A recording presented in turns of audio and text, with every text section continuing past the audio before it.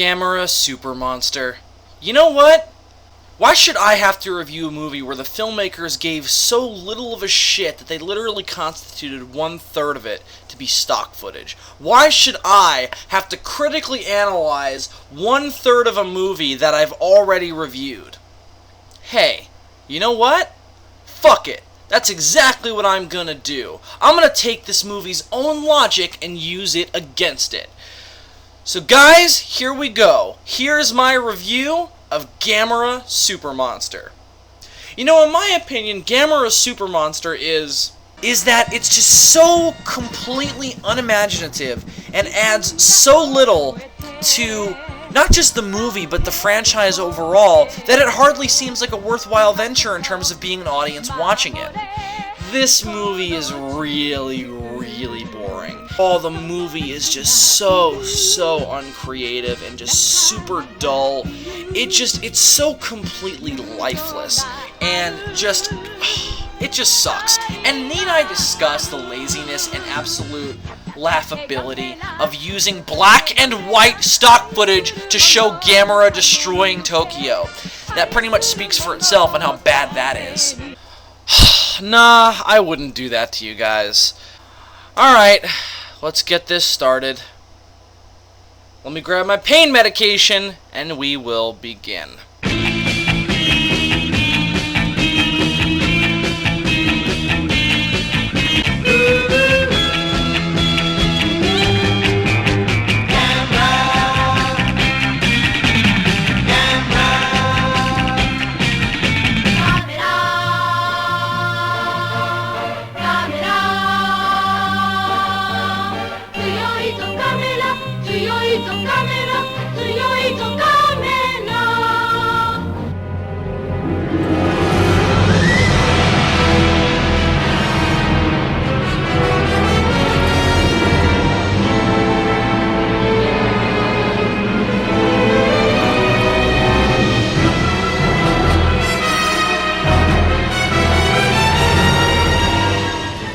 Hello everyone, I am Zazubaar, and welcome to Day 8 of Gamera Palooza.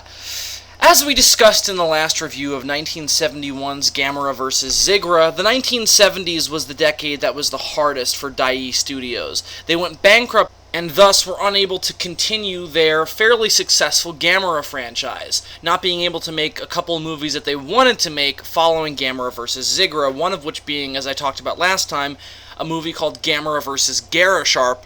However, Gamera vs. Zigra was not the end for the Showa Gamera series, and not for Dai Studios.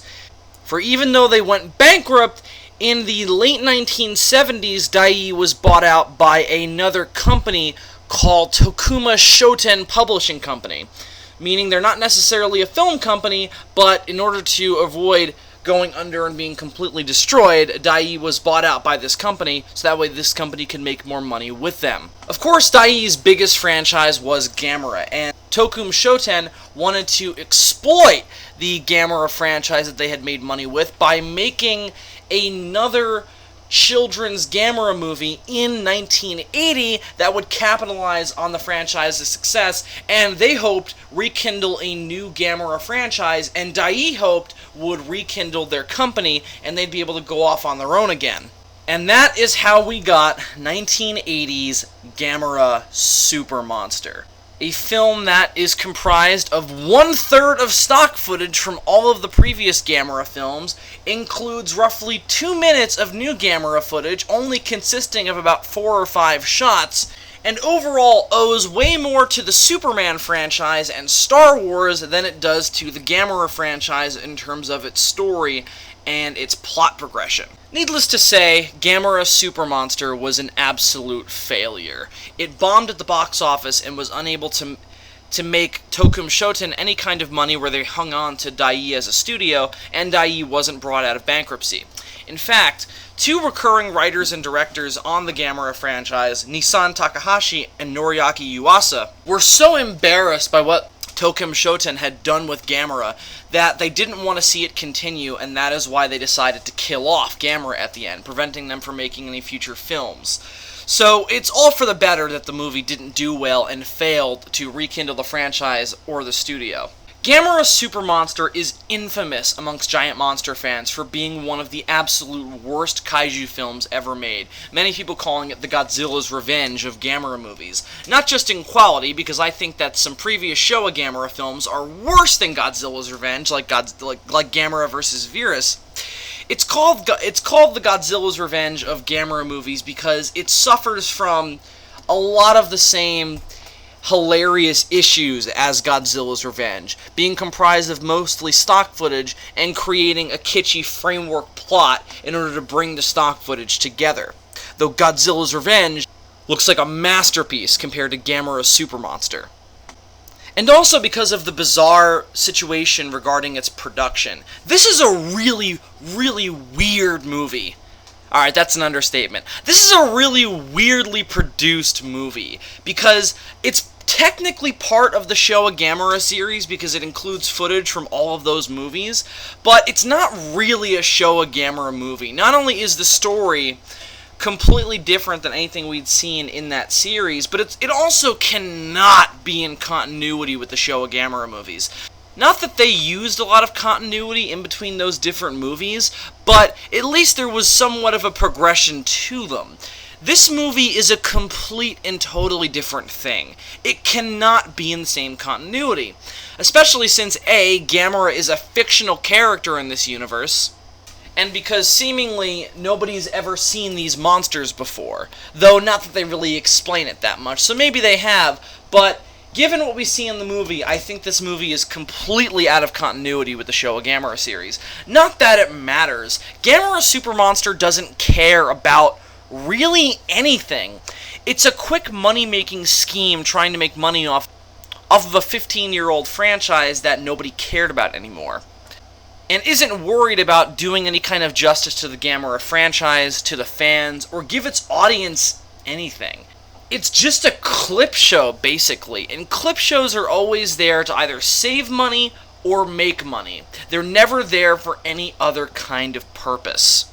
However, despite the clip show nature of this thing being the biggest thing that everybody focuses on when they talk about Gamera Super Monster, as well as the weird production thing, is that the only thing that makes this a bad movie? Because it just being a clip show doesn't necessarily make it a bad movie. It just makes it pointless, and it just makes it lazy. A bad movie usually necessitates certain ideas that the movie tries to execute being executed poorly, and therefore Gamera Super Monster would need some kind of original ideas in order to be considered a bad movie that it executed poorly. Does it have that? Oh god, yes. Nothing that this movie tries works, because it does try some things, because it has to fill out its hour-and-a-half runtime with some kind of original content. It can't just be an hour-and-a-half of clip shows of Gamera fights, because there wouldn't be enough footage. So the film attempts, once again, a hackneyed alien invasion story that we've seen a million times, and tries to bizarrely incorporate elements of the superhero genre and other types of subgenres in order to fill out its runtime. It's a really, really bizarre story that doesn't even begin to make sense and is, of course, painfully boring. It does nothing to entertain its audience aside from just trying to build up to the next stock footage monster fight. And at no point even considers the fact that it doesn't make any sense. It just keeps on chugging along and doesn't even attempt to grab its audience hand and bring it along with it. It's just such a bizarre, nonsensical movie. And honestly, again, I really shouldn't even be reviewing this thing. It's so completely pointless and is just nothing. It's just a clip show. And honestly, a clip show of a best of Gamera fights would be way more entertaining than this piece of crap. Because again, these are fights we've all seen before, so it's not like it's giving me anything as an audience watching it that I couldn't get from watching the movies that these fights come from. If I just want to watch Gamera fights, they should have just made a compilation of all of them and thrown them in theaters. The movie probably would have made even more money because it wouldn't have the bullshit nonsensical story surrounding it. And it's just embarrassing and opens itself up for a bunch of other criticism to even try and bring all the stock footage together into a story. It's just a completely pointless endeavor. But as I always try and do, I'll delve into some of the things that make it a bad movie, and some of the aspects of it that are relevant to the Gamera franchise, though again, there's not much, because this isn't really a Gamera movie. It's a tokusatsu superhero movie that happens to have stock footage from Gamera movies in it. Gamera really has no place in the story whatsoever, aside from just being there to be in the stock footage. She doesn't even really help in the story, because it's all about the alien invasion, and the alien invasion is only there just so that way they can showcase the stock footage. It's a complete mess. But as I always try and do, let's give a little bit of a plot synopsis to lend some context. So basically what happens is this pirate spaceship called Spaceship Xanon, which goes around blowing up planets because why the fuck not, is approaching Earth in order to do the very same thing to that. However, we learn that on Earth there are 3 spacewomen, yup, 3 women from outer space with superpowers who I guess defend the Earth, though they don't defend the Earth in any way in the movie. They seem to be way more concerned with self-preservation, who were refugees from their planet that was destroyed by Xanon and don't want the same thing to happen to Earth. Sound familiar to anybody? So Xanon approaches the Earth and sends down a henchwoman to try and get rid of the spacewomen so that way they won't get in the way of Earth's destruction. In the meantime, we're introduced to a young boy named Keiichi, who's a big fan of the Gamera series, or the Gamera comic books. It's unclear whether or not Gamera is a film character or a comic book character or a real creature in this movie, because it never even attempts to explain it. Though I guess he's a comic book character given what we see in the movie. And goes to a local pet shop run by one of the spacewomen disguised as an Earthwoman, and gets a turtle from her. He takes the turtle home, but his mother doesn't approve and says that the turtle would probably be far happier swimming in a river somewhere. Keiichi, claiming to be able to communicate with the turtle, agrees and decides to let it go. And we learn that I guess he can communicate with the turtle, and that it isn't just his imagination, because the turtle winks at him when he asks it if it wants to go back to the river. What? So he releases the turtle into the river, and following this, Xanon begins its invasion of Earth by launching a bunch of monsters onto the Earth to destroy it, the first of which being Gauss. Keiichi and the spacewoman don't know what to do, however, because they have no weapons with them, because they're a peaceful people and can't use their superpowers, because the minute they transform into spacewomen, Xanon will kill them. So Keiichi wishes that his turtle would turn into Gamera. That's a funny wish, kid. Not like it would ever come true or anything. We need to focus on real plans, like... Oh. Never mind. So Gamera shows up out of nowhere. Supposedly, Keiichi's turtle that he released in the river just turned into him because he had to, and goes off to fight Gauss, and then continues to fight all of the monsters that Xanon sends down, including Virus, Zigra, Barugan, and then he goes up into space and fights Guiron. Oh, and he also fights Jiger somewhere in there as well. Meanwhile, Keiichi and the spacewoman have a game of cat and mouse with Xanon's henchwoman, trying to avoid her killing them, and aren't able to use their superpowers again. However, after a fight with the henchwoman, they are able to turn her to the other side when Xanon threatens to kill her for failure. Though what exactly she failed in, I'm not really sure, because is he blaming her for the monsters getting killed by Gamera? Because if so, that doesn't make any sense. I mean, she's got no place in it. The monster shows up, gets killed by Gamera, and she just sits there and watches it happen. But she switches sides and decides to sacrifice herself in order to save the spacewomen. So that way, Xanon will never be able to get a lock on them. Gamera then decides to take care of Xanon permanently by flying up into space and ramming into his spaceship and self-destructing, which we really don't see any of. We just see Gamera fly up into space, have a brief contact with the ship, and then a white light engulfs the screen, and then we're told that Gamera and Xanon are both dead. So Gamera saves the day. Keiichi is sad because Gamera sacrificed himself, and then he flies off with the spacewoman, now being able to live on a peaceful planet. This story is a complete nonsensical mess. Regardless of the hackneyed, crappy alien invasion story, it just doesn't care. It just throws a bunch of ideas at the screen and never even attempts to explain any of it. Things just happen in the movie, and they're all just there to fill out the runtime because, again, the movie can't just be an hour and a half of stock footage. It would be pointless for me to analyze this story because the scriptwriter doesn't really seem to care. It just seems to happen. And the film never even attempts to introduce an original idea to entertain its audience. Though the story is certainly fun to dissect because of just how little it actually makes sense. I spent so much time watching this movie trying to figure out what exactly was going on and why. My first question was, where exactly does Gamera come from and what is he? Because again, this isn't in continuity with the Showa series. Because again, in the first part of the movie, Gamera is just a comic book character. And it's not like the space women realizing that Gamera would be strong enough to fight the monsters and stop Xanin, and then use some kind of pseudoscientific bullshit to create a real Gamera. No! They wish that he was real, and then randomly he just shows up and fights Gauss. There's a brief mention that Keiichi dreams about each fight the night before it happens, and then it just happens. Is all of this coming out of Keiichi's dreams? We get a couple of bizarre dream sequences where we see a bunch of animated spaceships and space trains being chased by Gamera, but we don't really see as if the dreams are coming to life. That's not what we see at all. It's also really bizarre because there's a line in the movie where Keiichi talks to his mother about all of the events that have transpired and about the alien invasion, but she doesn't seem to know what he's talking about, as if she doesn't know that there's an alien invasion going on, though we saw it talked about on the news. But then Keiichi says, it's weird that I didn't see the fight talked about on the news at all. But we just saw it talked about on the news! What the hell? The film is an hour and a half of contradictions like that.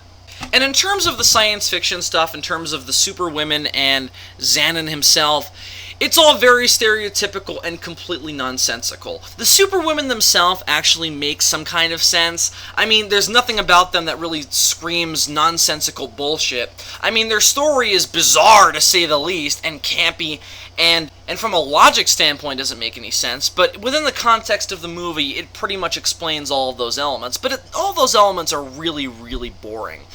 And the superwomen as characters they're not really even characters, they're just, I don't know, they're just there. The movie is just like that all over the place. Everything just is kind of there and emits no kind of emotional response from the audience, or the film itself doesn't present them in a way where it's trying to elicit any kind of emotional response from the audience. The only other question I had regarding the story is, because of the problem of wanting to use the fight from Gamera versus Guiron, but Guiron being on another planet, they have to explain why Guiron is there, which they do by saying that that's the planet where Xanin is keeping all the monsters that he's using. Okay, fine. But how the fuck does Gamera get there? Guiron comes out of the big hole, and then all of a sudden Gamera just shows up and kills him. How the hell did he get there? Did he just fly there? And if he did just fly there, why? Why didn't he just wait for Guiron to come to Earth like all the other monsters? Why does he specifically go after it? And then why doesn't he take the opportunity to kill Xanin then? Why does he wait? It just doesn't make any kind of sense. The other issue is that the monster scenes feel completely isolated from everything else. They don't jive with the rest of the movie at all, partially because the film stock used to shoot the monster scenes is completely different from the film stock used to shoot the human scenes. So they don't even look like they're part of the same movie, because they don't look like they were made in the same year. But also because the monster scenes have no impact on the human scenes. The spacewoman Keiichi and the Xanin's henchwoman just kind of have this cat and mouse game, and they talk about the monsters fighting, but again, we don't feel any impact of it. The monster scenes just happen, and then we just move on with the movie's nonsensical bullshit story. And since the movie devotes so much of its time and its only amount of originality and or more to the point, original footage to the humans, let's talk about the characters. I really don't have much to say because, again, they're just there. They don't do anything.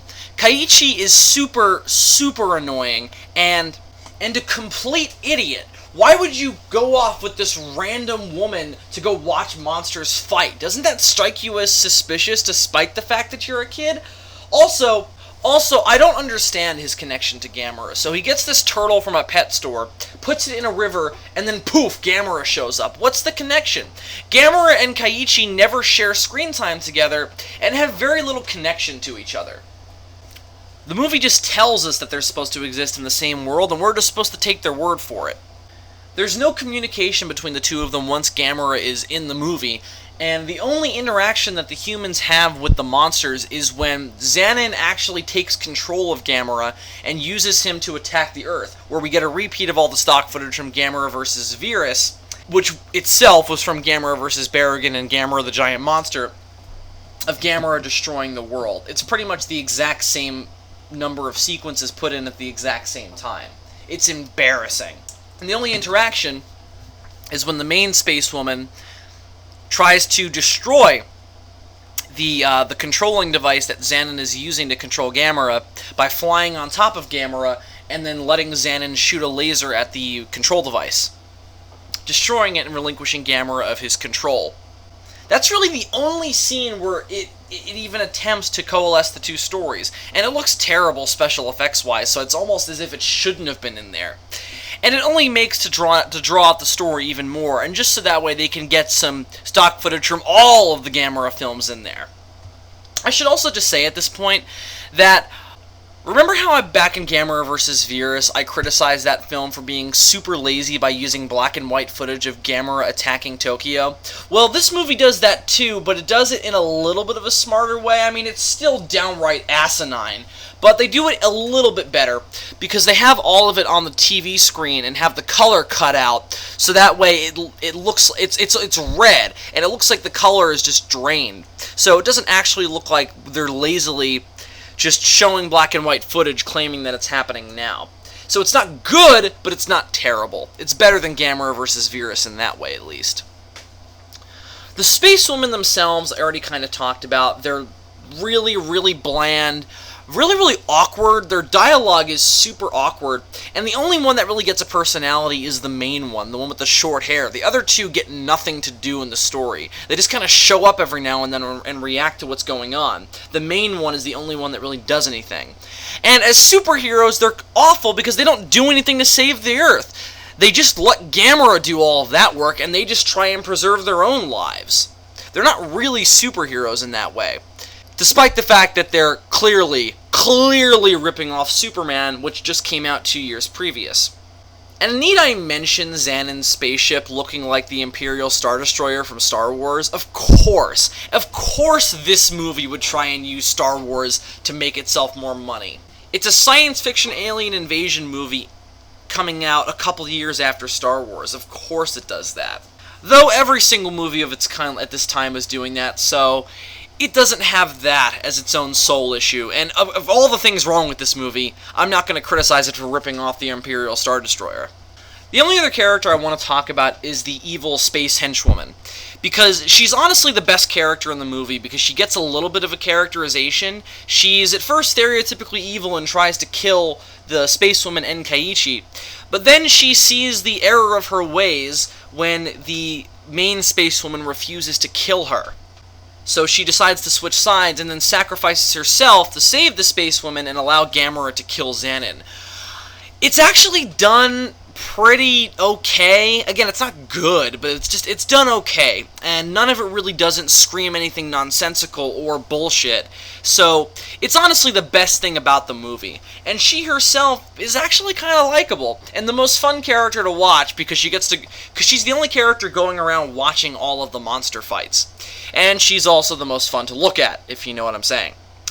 Anyway, so all in all, the characters suck, and the story that is going on around them sucks. There's just nothing going on with them, and they're all super annoying, super awkward, and don't make any sense, as I've been saying with this whole movie.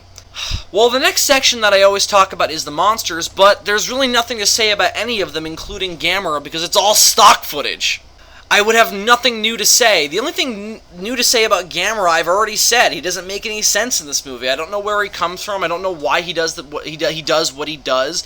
And while I like the idea of Gamera making a heroic sacrifice to save the Earth, it's done in a way where you don't feel the pain of it. And because this isn't the same Gamera that we've been watching for 7 movies, you don't feel the pain of losing this hero that you've been following. If Gamera would have died in, say, Gamera vs. Zigra, I would have felt much more pain. But because this isn't the same Gamera, and because I don't understand where this Gamera comes from, I have no connection to him. And I don't understand Kaiichi's connection, so I don't care in that way either. The only question I really had about the monsters is, are all the other monsters in the fictional Gamera comic book series as well as Gamera? Because they take all their names pretty quickly, even though there's no way they would know what their names are. They all call them Gauss, Zigra, Virus. Are they supposed to be the characters from the comic book? I guess that would make sense, but again, how are they coming to life? There's no pseudoscientific device to explain, say, Xanon was ripping them out of the comic book and bringing them into the real world. There's nothing like that. They just show up and everybody calls them by their names. So, the monsters are just really... they're just nothing in this movie, and there's no reason to watch this movie for them because you can see all of it in better movies. Just go watch the previous Gamera films. Nothing about this movie is redeemable. There's no special effects in it to speak of, except for the space women flying, which looks awful. And the couple of shots of Gamera that are new also look terrible, because Gamera just looks like a toy. And they repeat them over and over again because they don't want to use stock footage, and it just looks terrible. The scene where Gamera destroys Xanon's ship is incomprehensible because we don't see any kind of an explosion. And it takes so long that all of the power of Gamera killing himself is completely lost. All of the new special effects are terrible, and they don't match up at all with what we see in the stock footage, which is probably the biggest problem the film has objectively as a film, is that it just looks like a giant mess of different color tones and varying special effects, and Gamera's design changing from scene to scene, particularly going from the Guiron scene to Gamera fighting Barugan. It's a complete jarring jump. And the blue screen work in this movie is absolutely awful. Again, I mentioned the space women flying scenes, but the monster scenes, what little of them that there are, also look terrible. There's a scene where Gamera walks in front of a movie poster for some franchise I've never heard of and knocks it over. And it looks absolutely terrible. It looks like something you would see in a 90s TV show. I was reminded of something like Lois and Clark, or it just looks terrible. And it doesn't look cinematic at all, and it looks worse than anything that the Showa Gamera series had done before. So all in all, what else could I possibly say about this movie? It's a really bizarre, unnecessary, boring, laughably nonsensical mess that shouldn't exist, doesn't have to exist, and you absolutely should not watch unless you're absolutely curious. If you're a Gamera fan and you're a completionist, you probably don't need a review like this to tell you how terrible it is. You probably already know and don't care and are going to watch it anyway. But if you're just somebody looking for a monster movie to watch, it's one of the worst monster movies ever made, and an absolute embarrassment to the franchise. It is a horrible, unnecessary, lazy piece of shit, and easily the worst Gamera film ever made. But you didn't need me to tell you that, did you, honestly? I'm going to give Gamera Super Monster from 1980 a 0.5 out of 5. I was considering a 0, but the only thing that really stuck out about this movie to me positively was that there's actually some decent editing in regards of editing together the different monster fights, in regards of taking different shots from different sequences from the same movie or from different movies, and then mixing them all together. It's actually done pretty okay, so I decided to give it a 0.5 just for that. But it's not a Gamera movie, it shouldn't be considered part of the Showa series, it shouldn't even be considered a movie. It's an hour-and-a-half clip show that some poor saps back in 1980 had to pay to see in a movie theater, and I had to sit and watch for an hour and a half when I could have been rewatching the Rebirth of Mothra trilogy! Anyway, so kids, this is the end of the Showa Gamera series, and the end of the majority of Gamera Palooza. And we are going to be moving on into the next era of Gamera films with the final 4. And in order to build up to the next review that I'm going to be doing and my feelings on comparing the Showa Gamera series to what we're going to review next time, I have decided to quote Doctor Who. Great films are forged in fire. It is the privilege of lesser films to light the flame. I hope you'll all join me next time when I review 1995's Gamera, Guardian of the Universe. Sayonara, kids.